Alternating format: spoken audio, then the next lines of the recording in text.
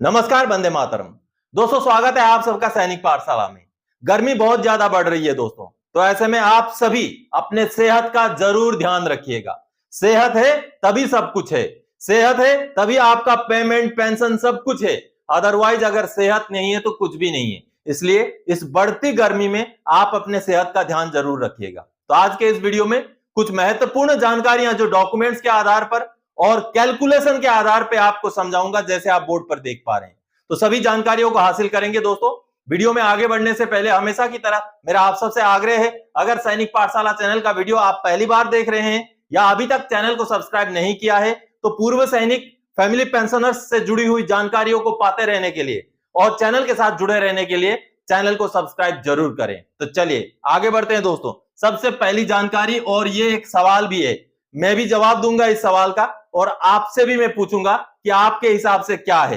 दोस्तों, पेंशनर के गलत पेंशन मिलने पर कौन जिम्मेवार है?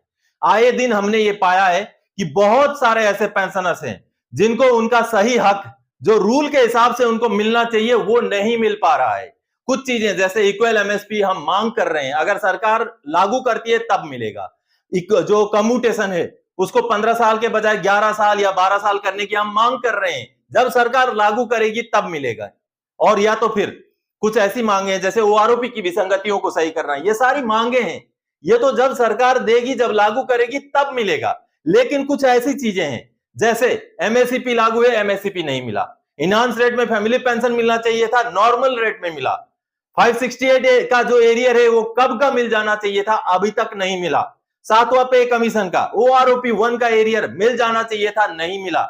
ऐसी जो विसंगतियां हैं, जो सही पेंशन नहीं मिल रहा है, तो ऐसे में इन चीजों के लिए जो मिलना चाहिए, जो रूल के हिसाब से मिलना ही चाहिए, उन चीजों को भी पेंशनर्स को नहीं मिल पा रहा है। तो इसमें कौन जिम्मेवार है? सबसे पहले पीसीडीए। मेरे हिसाब से अगर पूरी गलतियों को अगर हम 100% के रूप में मान के चलें तो पीसीडीए का उसमें कितना रोल है? मेरे हिसाब से पीसीडीए का रोल 20% है, 20%। आप भी अपना आकलन मैसेज में कमेंट करके जरूर बताइएगा। और सीपीपीसी या डीपीडीओ या ट्रेजरी, इनका रोल कितना है दोस्तों?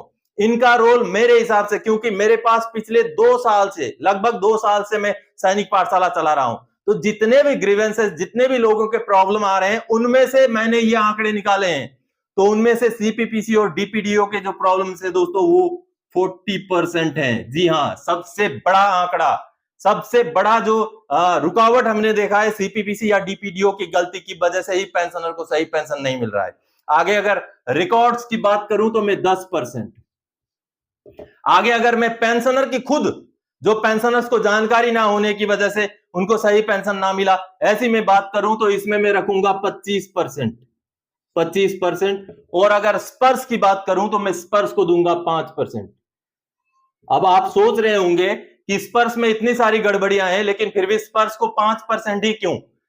दोस्तों, स्पर्श तो अभी लागू हुआ है और स्पर्श में गलतियां इस वजह से हैं कि सीपीपीसी में, रिकॉर्ड ऑफिस में या पीसीडीए में ही डाटा गलत है, जो स्पर्श में चढ़ गया, गलत चढ़ गया, जिस वजह से बहुत सारी गलतियां हैं। जैसे ही स्पर्श धीरे धीरे सही हो जाएगा, जैसे पेंशनर्स का डाटा पूरा स्पर्श में सही हो जाएगा, जैसे स्पर्श की टेक्निकल चीजें सही हो जाएंगी, आने वाले दिनों में स्पर्श से गलतियां बहुत कम होंगी और स्पर्श से पेंशनर को ज्यादा से ज्यादा सही पेंशन मिलने की उम्मीदें ज्यादा होंगी। अब पुराने पेंशनर से वो सोचते होंगे स्पर्श कौन सा झमेला है, लेकिन दोस्तों जब धीरे धीरे आप इस्तेमाल करेंगे तब जाकर के आपको स्पर्श के फायदे पता चलेंगे। लेकिन मेरे हिसाब से ये परसेंटेज है, PCDA 20, CPPC DPDO 40, record office 10, pensioner खुद 25% और स्पर्श 5%। आपके हिसाब से क्या है? अगर कुछ अलग है तो जरूर कमेंट करके बताइएगा दोस्तों। चलिए अगली जानकारी की ओर आगे बढ़ते हैं दोस्तों। ओआरओपी का एरियर 90,000 के करीब में गोलमोल करने की कोशिश हुई, मगर जानकारी पुख्ता थी तो मिले 92,513 और छठे पे कमीशन का, ओआरओपी 1 का और 7वें सीपीसी का एरियर, साथ में मई का पेंशन स्लिप भी जारी। जी हां दोस्तों, पेंशनर्स को ओआरओपी 2 का एरियर मिल चुका था। जिन पेंशनर की मैं बात कर रहा हूं उनको ओआरओपी 2 का एरियर मिल चुका था। जब उन्होंने गुहार लगाया कि मुझे छठे पे कमीशन का, 7वें पे कमीशन का, ओआरओपी 1 का भी एरियर नहीं मिला है, दिया जाए, तो उनको गोलमोल करके टालने की कोशिश हुई कि आपको जो हमने दे दिया अभी अभी वही उसका जो आपका एरियर है। लेकिन पेंशनर ने हिम्मत नहीं हारी, सही जानकारी ली, सही जानकारी के साथ कार्रवाई करते रहे, जद्दोजहद करते रहे, रिमाइंडर्स भेजते रहे, तब जा करके पीसीडीए को भी मानना पड़ा कि हाँ आपके ये जो बकाये हैं ये बचे हुए हैं, और बैंक ने, सीपीपीसी ने बाकायदा नॉन पेमेंट सर्टिफिकेट भेजा, तब जाकर के उनको ये अमाउंट 92,513 रुपए एडिशनली ओआरओपी 2 का एरियर के बाद मिल पाया दोस्तों। चलिए मैं आपको बैंक का लेटर दिखाता हूं, उनका पेंशन स्लिप मई महीने का दिखा के समझाता हूं। चलिए डॉक्यूमेंट देखते हैं दोस्तों। पेंशनर के बार बार ग्रीवेंस डालने के बाद, जद्दोजहद करने के बाद बैंक की तरफ से ये पीसीडीए को नॉन पेमेंट सर्टिफिकेट भेजा गया, साथ में ये लेटर भेजा गया, आप देख पा रहे हैं दोस्तों, जिसमें पीसीडीए को यह बताया गया बैंक द्वारा कि जनवरी 2006 से लेकर के अक्टूबर 2022 तक का उनका पूरा कैलकुलेशन लगा करके यहां भेजा गया।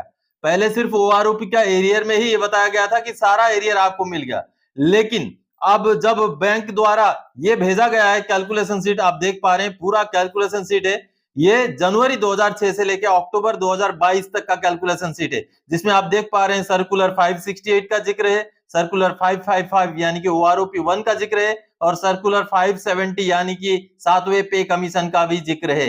ये सारे सर्कुलर्स का कंबाइंडली मिला करके ये कैलकुलेशन शीट बनाया गया है सीपीपीसी द्वारा। जैसे आप देख पा रहे हैं ये कैलकुलेशन शीट महीना दर महीना आगे बढ़ता जाता है, और जो डिफरेंस अमाउंट है वो यहाँ पर ऐड होता जाता है, या उनको कोई अगर अलग से ज्यादा दिया गया है तो उसको माइनस भी किया गया है, ये देखिए, और प्लस माइनस होते होते जब ये कैलकुलेशन शीट अपने अंतिम पेज पर पहुंचता है तो पेंशनर का कितना बकाया जनवरी 2006 से लेकर अक्टूबर 2022 तक का बनता है, ये देखिए, ये बनता है 1,80,049 रुपए, जिसमें से 87,536 उनको दे दिया गया था, और इस कैलकुलेशन शीट में अब 92,513 रुपए का टोटल ड्यू दिखाया गया है, यानी कि एरियर मिलना बचा हुआ था पेंशनर को, जो इस महीने में, मई के महीने में भुगतान कर दिया गया है। ये देखिए 92,513 रुपए। अब आपको मैं पेंशन स्लिप दिखाता हूं, जो इसी महीने में, अभी मई के महीने में पेंशन स्लिप भी जारी हो गया। ये देखिए पेंशन स्लिप फॉर मई 2024, देख पा रहे हैं आप, राजबाला जी का ही है,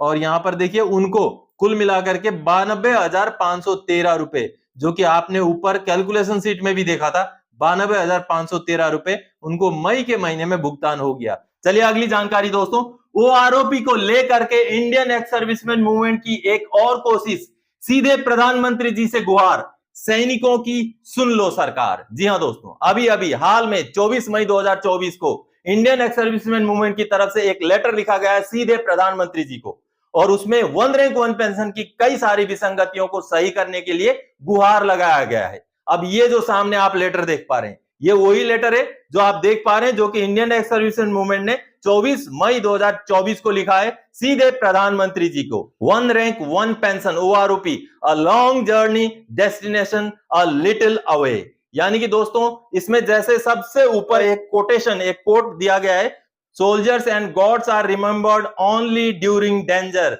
danger past, god is forgotten and soldiers is slighted. यानी कि दोस्तों भगवान को और जो सैनिक होता है उसको सिर्फ खतरों के समय में याद किया जाता है, जैसे खतरा टल गया भगवान को भूल जाते हैं, और जो सोल्जर होता है, जो सैनिक होता है, उसको दरकिनार कर देते हैं। दोस्तों इसमें कई सारी विषयों को जो है इंक्लूड किया गया है कि ओआरओपी की जब मांग कब से उठी, किस वजह से उठी, उसके बाद कुछ कमिटीज का भी हवाला यहां दिया गया है, रिकमेंडेशन जो हुए थे उसके बारे में बताया गया है। आगे दोस्तों ओआरओपी क्या था और बाद में जाकर के ओआरओपी क्या बन गया, उस तरीके की बातें यहां बताई गई हैं दोस्तों। और साथ ही साथ माननीय रक्षा मंत्री मनोहर पर्रिकर जी के साथ जो डिस्कशन हुए थे, जो उन्होंने 8,298 करोड़ रुपए ओआरओपी के लिए निकाला था हिसाब किताब करके, उसके बारे में भी यहां जिक्र है दोस्तों। और साथ ही साथ दूसरे पेज में ओआरओपी में जो 1 रैंक मैनी पेंशंस हुआ है, ओआरओपी सही मायने में ओआरओपी नहीं है, इस तरीके की बातें यहां पर लिखी गई है दोस्तों। और आने वाले समय में 2024 वाला जो ओआरओपी है उसको बिना विसंगति के देने के लिए माननीय प्रधानमंत्री जी को गुहार लगाया गया है दोस्तों, जिसमें major general Satvir Singh SM retired उन्होंने साइन किया है, और ये लेटर भेजा गया है राजनाथ सिंह जी को भी, इसका कॉपी भेजा गया है, तीनों सेनाओं के प्रमुखों को भेजा गया है, और department of ex serviceman welfare के जो सेक्रेटरी साहब हैं उनको भी ये लेटर भेजा गया है दोस्तों। तो इस लेटर में दोस्तों मुद्दे तो बहुत महत्वपूर्ण हैं, लेकिन इन मुद्दों को क्या सरकार सुनेगी? इन्हीं मुद्दों को लेकर के इंडियन एक्स सर्विसमैन मूवमेंट ने माननीय सुप्रीम कोर्ट में केस लड़ा था, और माननीय सुप्रीम कोर्ट से judgment Indian ex serviceman movement के खिलाफ आया था।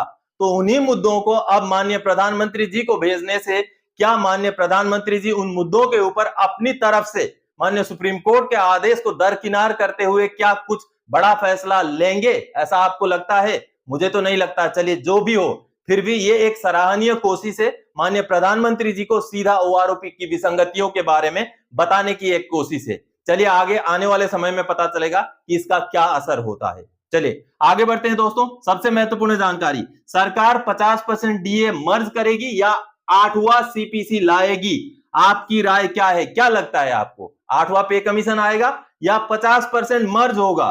कौन सा फायदेमंद है? कौन सा फायदेमंद है? 8वां पे कमीशन फायदेमंद है या 50% मर्ज फायदेमंद है? दोस्तों हमारी तो मांग ये है कि पहले 50% को मर्ज कर दिया जाए अभी हाल में 2024 में, उसके बाद 2026 से पे कमीशन को लागू किया जाए और पे कमीशन का गठन तुरंत ही कर दिया जाए। यह हमारी मांग है। लेकिन आपको क्या लगता है, सरकार दोनों करेगी? और अगर करेगी तो मान लीजिए, करेगी नहीं करेगी अलग बात है, तो दोनों में से कौन सा फायदेमंद है आज मैं आपको समझाता हूं। मैं समझाता हूं दोस्तों कि 50% डीए अगर मर्ज हो जाए तो किसी एक बेसिक पेंशन को लेते हैं हम, बेसिक पेंशन एग्जांपल के तौर पर, मिसाल के तौर पर 21,782 लेते हैं, जो कि हवलदार का 15 साल का या सिपाही जिनको एमएससीपी हवलदार मिला है 17 साल का, उनका बेसिक पेंशन है। तो 21,782 अगर बेसिक पेंशन मर्ज हो जाए तो कितना बनेगा? वो बनेगा दोस्तों 32,673 रुपए बनेगा। और मैं 1 जनवरी 2026 की अगर बात करूं तो तब हमारा डीए पहुंचेगा 12%, क्योंकि 50% तो मर्ज हो चुका होगा, तो 12% पहुंचेगा। तो वैसे में हमें कुल पेंशन कितना मिलेगा? एक वो सिपाही या वो हवलदार जिनको आज के डेट में 21,782 मिल रहा है, उनका अगर 50% मर्ज हो जाए तो 1 जनवरी 2026 की मैं बात कर रहा हूं, 1 जनवरी 2026 के डेट में 12% डीए मैंने 4% अगले 6 महीने के लिए बढ़ा दिया है, तो उसको लगा करके 36,554 रुपए मिलेंगे। लेकिन अगर 8वां पे कमीशन लागू हो जाए तो वही पेंशन जो है 40,297 होगा। वो कैसे होगा? ये जो सामने आप एक पे कमीशन, 7वां पे कमीशन का रिकमेंडेशन का वो पेज देख पा रहे हैं दोस्तों, जिस पेज में दूसरे पे कमीशन से लेके 7वें पे कमीशन में सरकार ने कितनी बढ़ोतरी दी थी अपनी तरफ से, वो दिखाया गया है। जो डीए है वो तो मर्ज हो जाएगा, लेकिन उस डीए के मर्ज होने के बावजूद और सरकार की तरफ से कितना फायदा दिया गया था वो आप देख पा रहे हैं। जिसमें दूसरी पे कमीशन की मैं बात करूं तो 14.2% का सरकार की तरफ से फायदा था, तीसरे चौथे पांचवें में वो बढ़ता जाता है और छठे में सबसे ज्यादा फायदा हुआ था दोस्तों, और 7वें पे कमीशन में वो फायदा 14.3% का था। अब इसको लेकर के अब ये जो डॉक्यूमेंट आपने देखा, अब इसके बाद मैं आपको एक चार्ट समझाऊंगा। ये जो सामने आप चार्ट देख पा रहे हैं दोस्तों, इस चार्ट को मैंने बनाया था। अब 7वें पे कमीशन में 14.3% का अगर फायदा था तो हमें किस तरीके से 2.57 का फॉर्मूला मिला ये समझिए दोस्तों। उस समय में डीए हो चुका था 125%, जैसे आप देख पा रहे हैं, और अगर उसमें फैक्टर बनाया जाए डीए को मर्ज करके तो 2.25 ऑलरेडी बनता है वो, क्योंकि 125% और उसको अगर मल्टीप्लीकेशन फैक्टर बनाते हैं हम बेसिक के साथ तो 2.25 ऑलरेडी था। अब सरकार ने जो इंक्रीज किया, इंक्रीज बाय पे कमीशन, इसमें जो है 0.32 का ही इंक्रीज हुआ था। वो कैसे हुआ था नीचे मैंने कैलकुलेशन स्टार लगा के किया है, वो आपको समझाऊंगा। और 7वें पे कमीशन में 2.25 और 0.32 को जोड़ के 2.57 हमें मिला था। अब जो इंक्रीज हुआ था वो किस तरीके से हुआ था? 7वें पे कमीशन में इंक्रीज हुआ था 14.3। थोड़ी देर पहले आपने जो पेज मैंने दिखाया था 7वां पे कमीशन का रिकमेंडेशन का, उसमें आपने देखा था।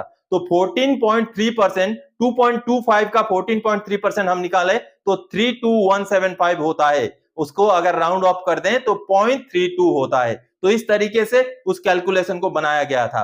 तो 2.25 में 0.32 जोड़ते हैं तो 2.57 का मल्टीप्लीकेशन इस तरीके से निकाला गया था 7वें पे कमीशन में। अब 8वें पे कमीशन की अगर हम बात करें तो उस समय में हमारा डीए पहुंचेगा दोस्तों, अगर मर्ज नहीं हुआ तो 62% पहुंचेगा, क्योंकि अभी 50 है, आगे 12% तो 62%, और उसका सीधे सीधे अगर मर्ज कर दिया जाए तो उसका फैक्टर बनेगा 1.62। अगर हम इंक्रीज अगर सबसे मिनिमम भी माने, पे कमीशन में जितने भी पे कमीशन आपने देखे थोड़ी देर पहले, उसमें सबसे कम था 14.2 जो कि दूसरे पे कमीशन में था, अगर वो भी माने तो वो होता है 0.23। अब 0.23 कैसे निकला वो नीचे मैंने कैलकुलेशन दिखा रखा है। अब 8वें पे कमीशन में फिर फैक्टर क्या बनेगा दोस्तों? 1.62 डीए मर्ज हो जाने की वजह से, और 0.23 सरकार की तरफ से मिलेगा तो 1.85 ये बनेगा। 8वें पे कमीशन का मल्टीप्लीकेशन फैक्टर। अब नीचे जैसे आप देख पा रहे हैं मैंने 0.23 को कैसे निकाला। दोस्तों 8वें पे कमीशन में एक्सपेक्टेड मैंने इंक्रीज लिया है 14.2%, जो कि सारे पे कमीशन में से सबसे मिनिमम है दूसरा पे कमीशन का। तो इसको अगर हम 1.62 का 14.2% निकालते हैं तो निकलता है 0.23004। इसको राउंड ऑफ करने से 0.23 निकलता है। तो 1.62 को 0.23 से जोड़ दें तो ये बनता है दोस्तों 1.85। तो जैसे हम 1.85 का फॉर्मूला अगर 21,782 में लगाते हैं दोस्तों तो पेंशन बनता है 40,297, यानी कि पे कमीशन आएगा तब हमें ज्यादा फायदा है मर्ज के बजाय। लेकिन हमारी मांग दोनों है, पहले मर्ज किया जाए उसके बाद जो डीएडीआर बचता है उसको कुछ भी फॉर्मूला लगा के 8वां पे कमीशन लागू किया जाए। तो दोस्तों आज के इस वीडियो में इन्हीं जानकारियां और इसी मांग के साथ आया था। आगे और कोई जानकारी आपसे सरोकार रखने वाला विषय लेके मैं फिर से हाजिर हो जाऊंगा। तब तक के लिए जय हिंद दोस्तों।